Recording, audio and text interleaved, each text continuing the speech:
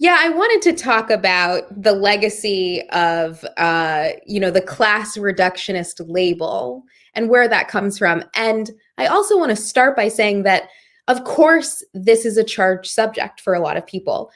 The legacy of racism in America is really extremely fraught, and it's fair to expect that people would have strong reactions to these kinds of subjects. Nevertheless, these are conversations we need to have, especially because issues of racism have been roundly dismissed, minimized, or cynically exploited to the detriment of all working people.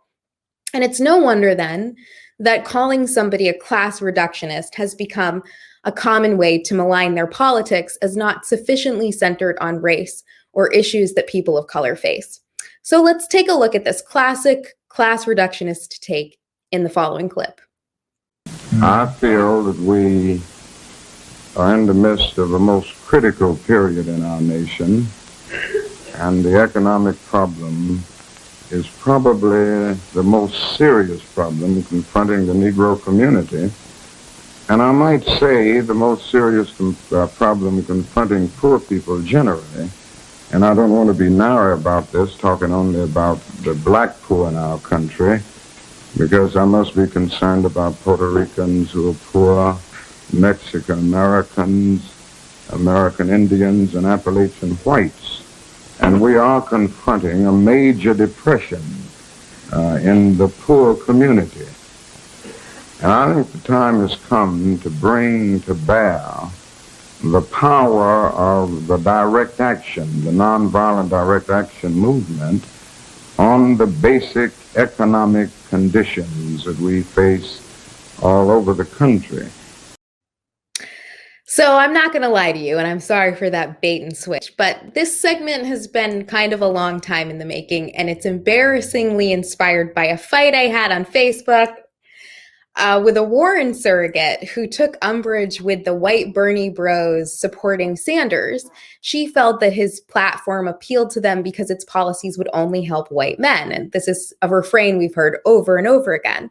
The logic here being only white men need radical redistribution of wealth, expanded access to resources and services, and the right to organize in their workplace.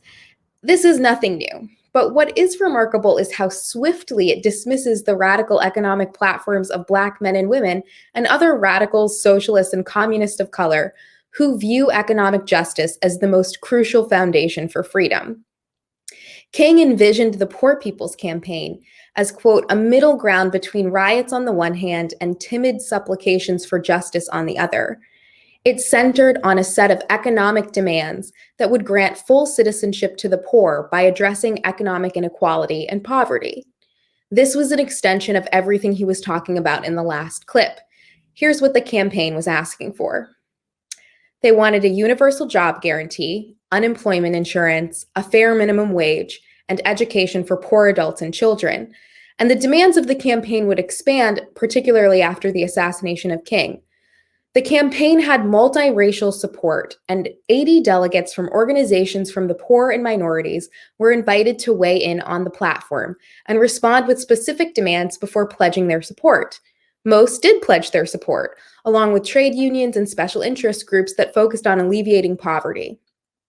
But the platform remained essentialist, for lack of a better word, with some people taking issue with the campaign's simplistic demands.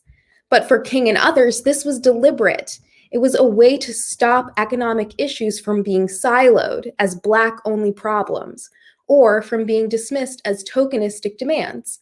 To quote King, "Let's find something that is so possible, so achievable, so pure, so simple, that even the backlash can't do much to deny it. And yet something so non-token and so basic to life that even the Black nationalists can't disagree with it that much."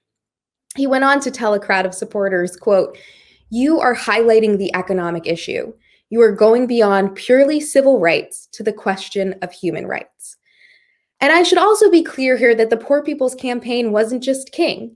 It was a coalition of leaders and organizers, some of whom had very different ideas about strategy, even if their goals and focus on economic justice were the same. And they were part of a long legacy of radicals doing this in the United States. But I'm talking about King because there's no other figure in American history where the class reductionist, race reductionist tension is more clear.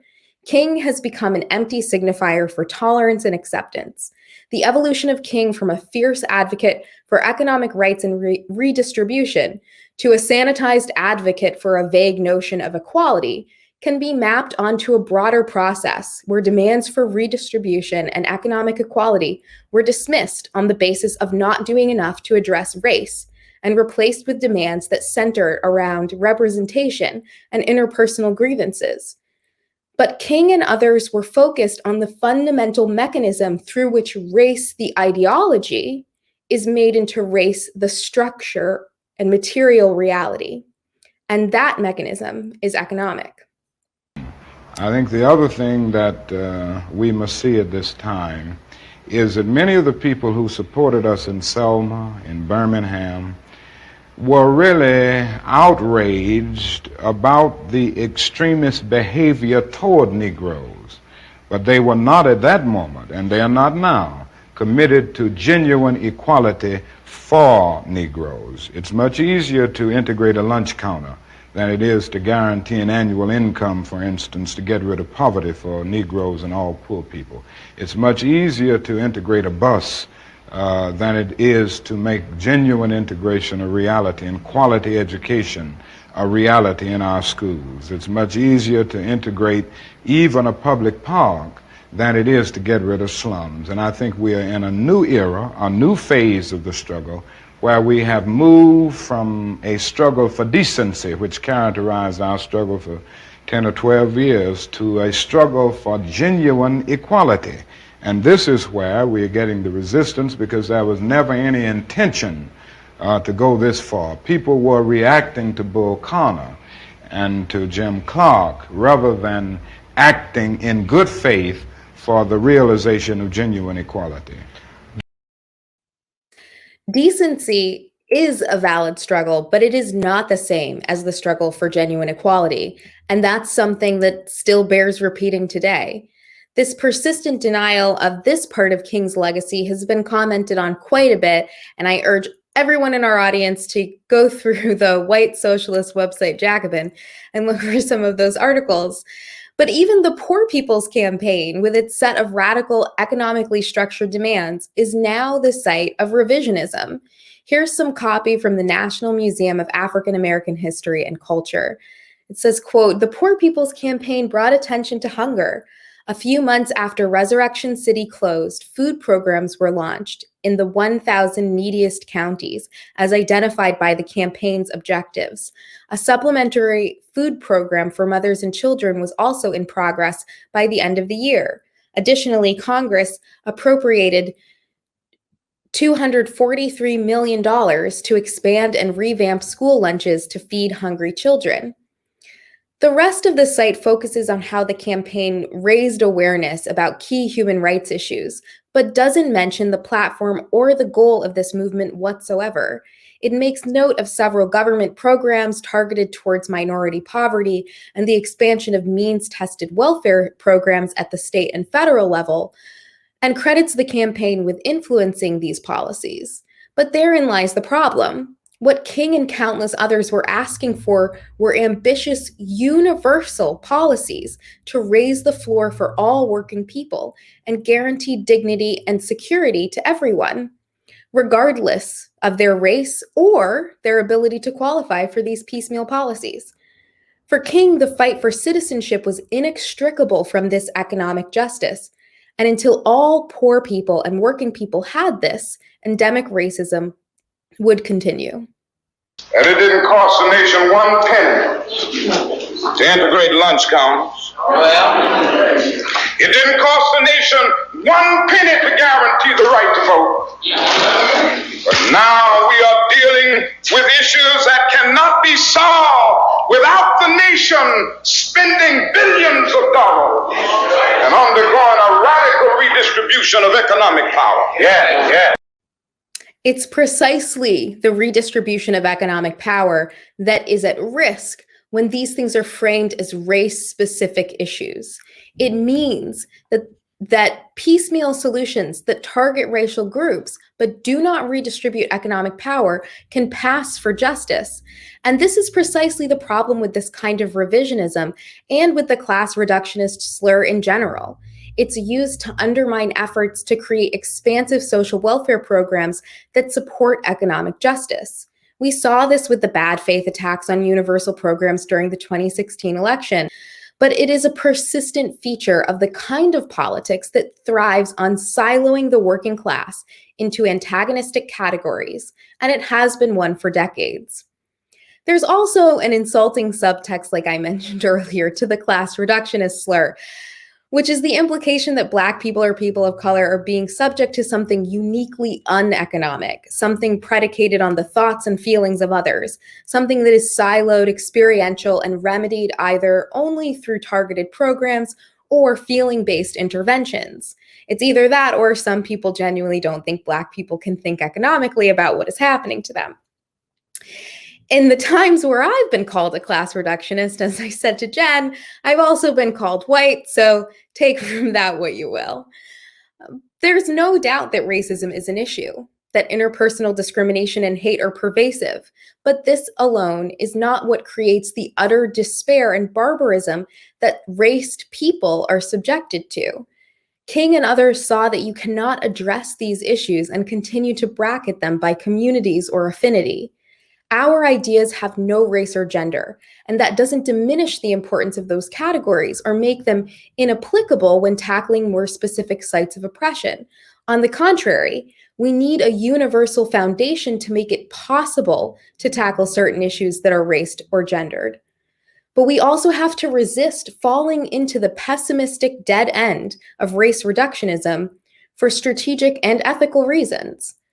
I'll end with the words of Bayard Rustin, a comrade of King who was an integral force in the civil rights movement and who drafted an economic bill of rights following the assassination of King, which was published in the New York Times in 1968. Here's a quote from a pamphlet called The Alienated: "The Young Rebels Today and Why They Are Different." Quote, "Political alliances are not based on love. They are based on mutual interest. A class has never made its because it's lifted itself by its bootstraps. A class has never made it on its own political power alone. Politics is not based on color. It is based on philosophic ideas and economic programs. Therefore, if Negroes are going to lift themselves, they've got to find allies who stand for the same economic and social programs they are fighting for. But the reverse is also true. We cannot choose those whose economic well-being is the most pressing and succeed strategically or morally. We cannot bracket desperation by race. We can't cede ground to piecemeal solutions that fail to target the foundations of poverty, economic injustice, healthcare, and housing in the service of racial sensitivity. That is a path where we all lose. Black activists have understood this for a long time. In fighting for the humanity of Black people, for their human rights, they have endeavored to protect the human rights of all people in America. These simplistic programs, as King called them, and their contemporary versions are a continuation of that core assertion behind every oppressed person's fight for justice globally. Our common humanity grants us fundamental rights and requires we fight for the fundamental rights of others. I just want to say that I really like class reductionist King. And I think it illustrates your point really well that these so-called class reductionist ideas are, first of all, they're not class reductionist, but also they have a pretty long and storied tradition among Black labor leaders and other activists. Yeah. And to, go off of your last quote from Bayard Rustin, maybe I shouldn't bring up Paul since he's not on the show right now, but I will bring up Paul. I just want to say, Paul has this great joke where he is like, I just want to collect all of these Bayard Rustin quotes and just be like, put them out without any attribution and be like, hey, who is this class reductionist? And then of course it's Bayard Rustin, who is this white class reductionist? But of course it's Bayard Rustin. You could do that with so many people. I know. Actually, if any viewers out there want to put together like a quiz, like which white class reductionist is this, please do that, and please put it in the comments or share it with us. And it's always a person of color. Right, exactly. Yeah, I think that like there are certain people who see this and if it's unclear to them the way that these economic programs actually lift the boats of really vulnerable populations, they can be legitimately upset, right? But I don't think that that's what's happening when these things are deployed to try to fracture people's support for these kinds of universal programs. I don't want to play the clip because I don't want to give Hillary airtime, but it's just like when she said, if I break up the big banks tomorrow, and I will if they deserve it. Right. Okay. Surprise, none of them deserved it. Weird. Right. Then she says, will that end racism? And it's like, well, you can just do a Google search for like banks and then Black people and see what comes up and get a pretty good idea of how horrible they have been, including up to the financial crisis that devastated millions of Americans and disproportionately people of color. Over and over and over again, we're sold this false bill of goods, kind of wolf in sheep's clothing idea of how to tackle racial issues that distracts or denies the ability of these kinds of programs to do that. Yeah, exactly.